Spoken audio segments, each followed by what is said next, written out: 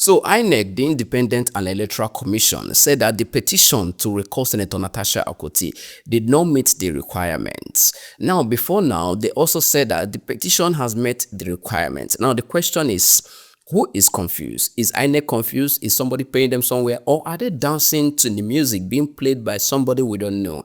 Anyway, let me explain. What I see INEC doing is aiding and guiding the petitioners on how to perfect their illicit act.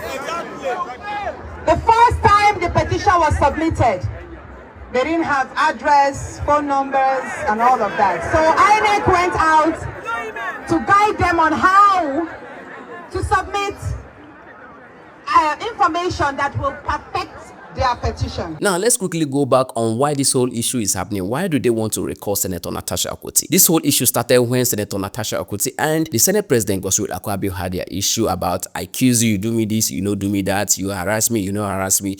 You all know that issue. Now, fast forward to today, some people in Kogi State from her constituency, Kogi Central constituency, said that they want to recall her.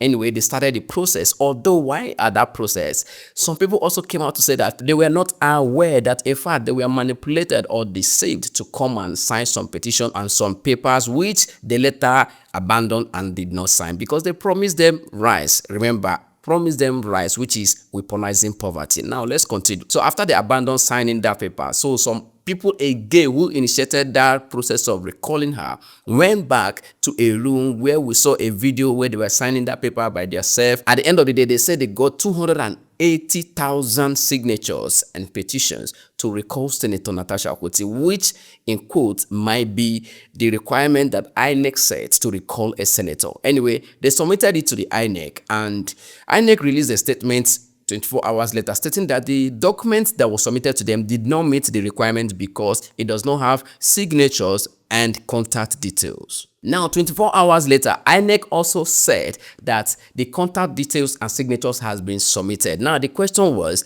how did INEC get the signature and contact of more than 208,000 people within the space of 24 hours? How?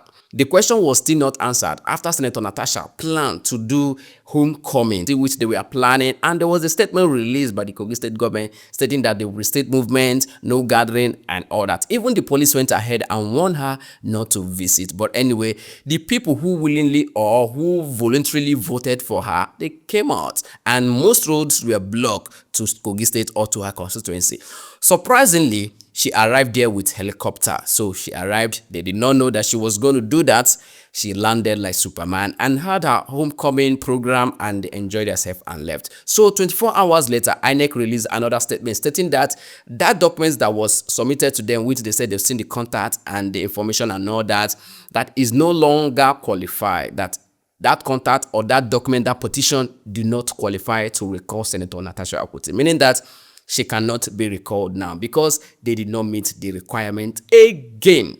This time around, is not the contact, is not the signatures, but in all clarification, in all details, according to INEC Independent Electoral Commission, they said that that document no meet them. So that's which they submitted cannot recall Senator Natasha. Now, for some of you that will be asking questions that what is a recall?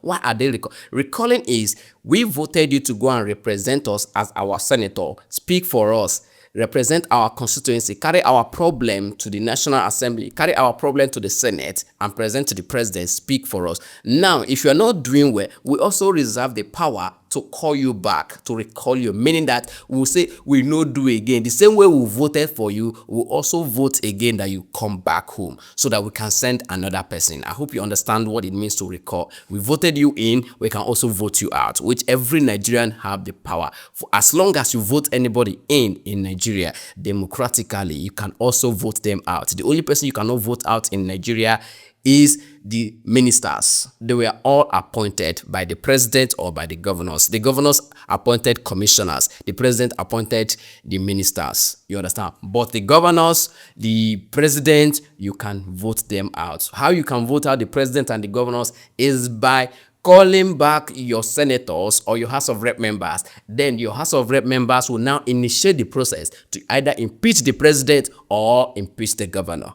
I hope I made it clear. Anyway, Nigerians are currently looking for this madam who facilitated or fronts the whole process of recalling Senator Natasha Akpoti. Now that her effort has now been in vain, what next, madam? Whose mother is she? Whose sister is she? Whose auntie is she? And whose wife is she? That is the question Nigerians are asking. What is she in this whole situation? What is her role? And who is funding and protecting or probably sponsoring her? Anyway, that is the question that's still not yet answered. A lot of Nigerians are also suggesting that Senator Natasha Akpoti should run on a single ticket with Peter Obi in 2027. That they might win. I don't know about that, but you watching this video, do you think that can happen or do you think it's possible? Anyway, no matter what you think, please do not forget to enjoy your weekend. Nigeria!